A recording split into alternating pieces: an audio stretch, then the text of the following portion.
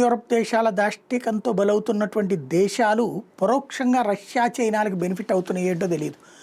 మొన్ననే ఒక ప్రచారం జరిగింది, అది ఎంతవరకు వాస్తవం తెలియదు కానీ మదురో వెనిజులా అధ్యక్షుడు అని అమెరికా నిర్బంధించే ముందే అక్కడ ఉన్నటువంటి వెండి, వేల కిలోల వెండి, వందల కిలోల బంగారాన్ని రష్యాకి చైనాకి తరలించేశాడు అన్నటువంటిది. అది ఎంతవరకు వాస్తవం తెలియదు. ఇదే సందర్భంలో ఇప్పుడు మరొక చర్చ నడుస్తోంది.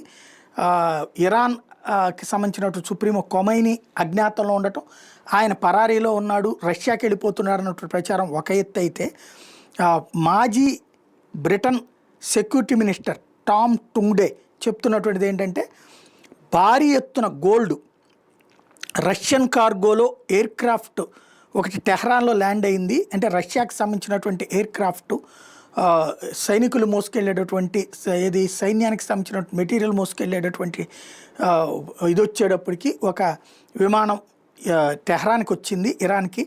అక్కడి నుంచి భారీ ఎత్తున బంగారాన్ని తీసుకువెళ్ళిపోయారు.